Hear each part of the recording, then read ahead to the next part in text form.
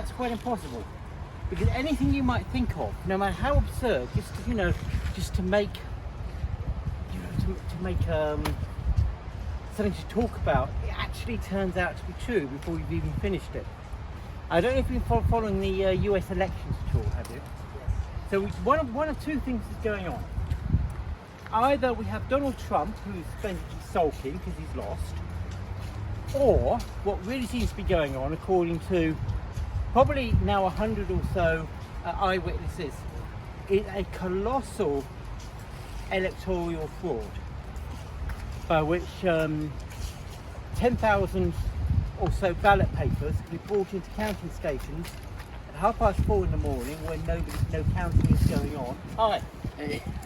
And brought in. Now the vans themselves, they don't, American cars are big, so even if you have to somehow or other have 100,000 ballots, largely dead people, all of which, everyone who's died, when you die, you become a Democrat. Everybody becomes a Democrat when they die in America. I think the joke is I vote Republican all my life, then I vote Democrat. Yeah, that's it. Now the interesting thing is when they bring them in large hired vans. Now why do these people need to hire vans? Well, American cars are big. Even if you have 100,000 votes, strangely enough, you want to bring to the polling station, you should be able to fit them in American cars. 2 or 3 cars, and you've got the 100,000 votes. But no, what they do is they hire vans to bring them in. So then the registration number cannot be linked to the individual driving the van. Same reason terrorists, by the way, hire vans. It's because that van then is anonymous. If you pay for the van in cash, nobody has any idea who actually hired the van. Therefore, they have no idea who is bringing these hundreds of thousands of votes in, which are pretty much all Democrats. Further evidence that some sort of fraud is probably going on. We've also got the fact that the Democrats have been pushing very, very hard to effectively make fraud legal, or at least impossible to find out if anybody's carrying out fraud, because they are opposing a system by which, when you vote, you have to show ID and prove who you are, which seems to me completely reasonable. Otherwise, why not sort of go along to a battleground state and vote 20 times under 20 different names? If you don't have to show your ID, there's nothing to stop you doing it. Now, justification the Democrats use for that is they say ID is racist. Now, the reason ID is racist, they say, is, ethnic minority people are less likely to have proper documentation. But that's only true if you factor in the fact that a great many ethnic minority people in America are in fact illegal immigrants. So it is true, if you're an illegal immigrant living under a false name, you don't have the same sort of ID as somebody who is actually there in the country legally. But that appears to be all the more reason. We just come closer so we can talk to one another instead of me shouting at you. I just don't want to be filmed. Okay, well you won't be, you can't move backwards. Or if you stand next to him, then you're safe. If you stand behind him, you see, then you can be filmed. So if you come closer, you're safe. Yeah, that's good. See, all your life you've been shouted at by people of authority who've told you the way the world works. School tells you certain things, and then the BBC tells you the same things, the mainstream media tells you the same things over again. The only way you can actually work out what is and what is not true, by the way, is by having a conversation. Which is why I like people to get closer to actually, we can have a conversation and work out what's true and what's not. I think the biggest lie we're all told as children, and I've still been told, is that Britain is a patriarchy. Do you know what a patriarchy is? So the only way you can actually work out what is true or not is actually looking around. Because we've been told, probably 5 or 10 times a day that Britain's a patriarchy, and most people don't question it until they start looking around. So I'm going to ask you the question, is Britain a patriarchy? Yes. It is patriarchy. Okay, give me an example of this patriarchy. I guess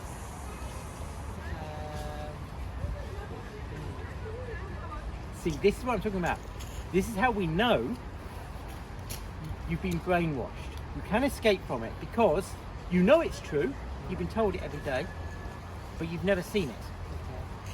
So let's see if we can find out where this patriarchy is or what it is. So tell me where this patriarchy is. You believe in it, I don't.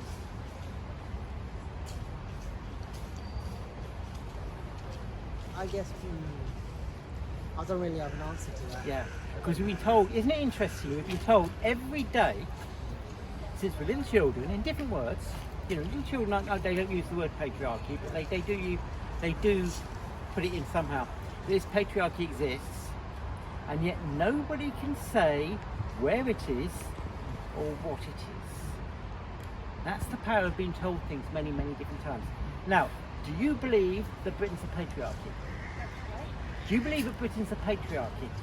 I'm from America, so It's fine. Right, America is America patriarchy. Then? Sorry? If I'm a guest in the country, I don't comment on. No, right. Talk about America then. It's pretty much similar societies. Is America a patriarchy? Some aspects, yes. What aspects? Well, our government, you have to be a certain age to run president, so you tend to Sorry, be older. could you speak louder because I can't quite hear Well, you through the have mask. to I know. You tend to have to be older in order to run for president. So you get a lot of people, they have the money, they're older, they will run. So, but it's changing. But that will be true. It's true for women as well, like Hillary. It's changing. Hillary mysteriously £200 million without an income, $200 million without an income. We have issue So with it's that. true women as well as men. So that's not really patriarchy. That is capitalism, if you like. Well, it's a corruption. They have a certain salary when they're in office, and then they leave office and they're millionaires. It's Exactly. very baffling to us. but very, very mysteriously. But that isn't actually patriarchy. So Because what is your that's definition? equal opportunities corruption. What is your definition of patriarchy? Okay, definition of patriarchy. I mean, the way it's used in popular culture is society run by men for men. Now, what you've described is corruption. Now, corruption is an equal opportunities profession, unfortunately. So you can't call it patriarchy because it's open to women as well as men. So let's see if we can find out where this patriarchy is, because we've been told every day that it exists. Let's see if we can find out if it does. In my country, there must be some aspects, but for the most part, no. Okay, let's find an aspect that does exist. Certain private clubs, if they have the right to have the private club. Yeah. And we have just, I'm sure the situation is the same as in America has been. There are private clubs which are single sex, both for men and for women. You only ever hear about the Athenaeum, which is the only, I think the only major male-only club. Oh, okay. I can think of 3 female-only clubs which nobody has ever bothered about. Right. I mean, it's like at Harvard, they were upset that there were male-only societies, but it's okay to have female-only societies or societies just for this race, Yes. that ethnicity, that country. If you're going to be inclusive, you include everybody. If you're going to have diversity, you have for everybody. So if you have a group that's, say, for example, black students at Harvard, okay, but then you can have it for other groups too. Yeah, I agree. It's you can't pick and choose. If you're going to have it, it has to be inclusive for everybody. I agree, absolutely. But what we're getting to, when we're getting specifics, we're getting something very, very interesting. We find that different rules apply for white people and for men. If I want to go with my men and have a male-only club, I'm a sexist pig. And if I want to get together with only white people, I'm a racist as well. And I could very well get some police attention for that. On the other hand, there are lots of black associations, even within the police. There's an association of black police officers, and there's female associations, the law, and not only are those completely legal, but they're often funded by the state as well. So we have a double standard, but interestingly enough, it indicates the opposite of the patriarchy. It indicates that men operate under more restrictive rules than do women. So why do we hear about the patriarchy all the time? Well, I think the reason we hear about the patriarchy all the time is because men are not in control in this society. Because if we did what we hear about all the time, you'd have a minister for men, but not a minister for women. In Britain, we have a minister for women. We do not have a minister for men. All of these different benefits that women currently have in our society would be had by men and not women, rather than women and not men. Which indicates to me that that if we do have a patriarchy, it's a very, very sort of strange patriarchy that persecutes men and elevates women at the expense of men. What do you think of that? Well, I think it's very sad. I think we are all humans first, so we all have, well, in my country, we all have rights granted to us by the Constitution. It applies to everybody. Yes. Recently, people didn't know this, but it's against the law to discriminate people based on race, color, ethnicity, but they didn't realize it wasn't in the law in terms of people being followed like gay gender, and then they didn't realize that. They just recently corrected that. So now it is against the law to discriminate based on sexual preference. I don't care what preference you are. To me, it's your own business. What is interesting to Leave me, me alone. what is very interesting to me is currently the state of California is attempting to abolish the civil rights laws. And the reason they want to do that is Good morning. Good morning. Can you tell me what we're doing today? Speaker's Corner. Speaker's Corner, unfortunately, there is no exemption for coming to Speaker's Corner under COVID regulations. What does that mean? We're not supposed to be here at all? That's right, yes. Other than for your daily exercise.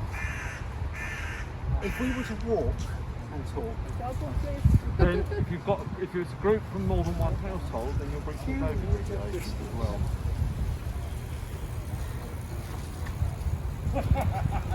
well, obviously I want to respect the law, but I also... I'm currently being recorded by the Wounded Wing. Oh, yeah, sure. I'm not being difficult. I'm just trying to find a way everyone can be happy. There is no way around it. You can come out for your exercise, but Speaker's Corner is not something that is one of the exemptions. You put a sign up so people know. All the people have been contacted, all the regular people have been contacted. I do notice that other Which is people why are... there's nobody here. Yeah, I do notice that other people are actually gathering together an awful lot more than we are. Right. But at the moment, as far as I'm concerned, Speaker's Corner is not my concern. We can't have people coming here and speaking because it generates a crowd. Okay. And I follow the law. If you can just tell me who made that decision, because it's obviously not being Then applied you'll find to other Boris people. Johnson. Sorry? Boris Johnson when he introduced the COVID regulations. Parliament. Okay, I'm going. Okay. I can see clearly though that other people are not following the rules. I'm just wondering who made the decision to actually pick on us in particular. Nobody's making a decision picking anybody in particular. Yeah. Speaker's Corner raised some concerns that people would be coming here and breaching COVID regulations, which we've seen right through lockdown. Okay, I'm going. Okay. But this might be educational for you in America. You'll notice that there's crowds all over the place. Yeah, but they